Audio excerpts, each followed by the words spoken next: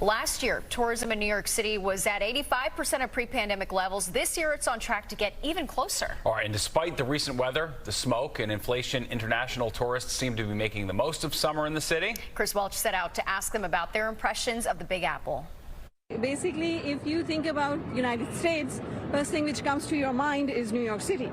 Let's face it, as far as we're concerned, New York City is the center of the country. You might even consider it the center of the world, and for many reasons. The non-sleeping city. Lots to see. Broadway, Central Park, Yellow Caps, the people, the Times Square. It's the first thing that comes to my mind. It was also the first place that came to our mind when we set out to talk to international tourists about their perceptions of the city we call home. That's the best city in the world. Everybody goes at a fast pace. Elaine Milroy and her family are here from the UK. It is their first trip to New York in 5 years.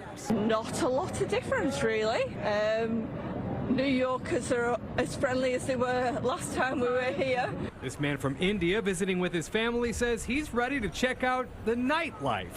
Which I'm going to enjoy after dropping my kids at the apartment. People are very nice and prices are very high. Amna Wahid and really everyone we met spoke highly of the city.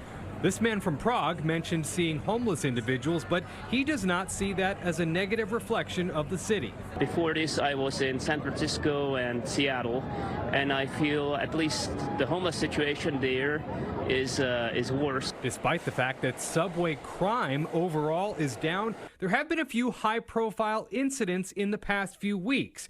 We were curious if those were deterring visitors from using public transit. Not so far. Use the subway? Yeah, we do. I don't know, it was okay. You haven't had no issues on the subway? No. Do you plan to use the subway? Tomorrow. Mansour Mohammed from Egypt says he's definitely using it, but he's avoiding late-night solo trips. I don't want to be in the middle of the night using the subway. New York City continues to be the safest large city in the United States. And so, Tiffany Townsend with New York City Tourism and Conventions says in 2022, 57 million visitors came to the city.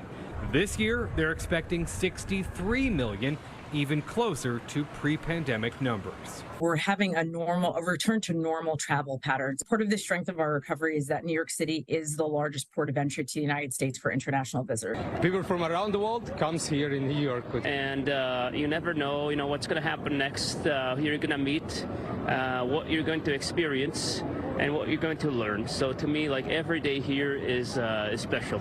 No argument there. Chris Welch, Fox 5 News.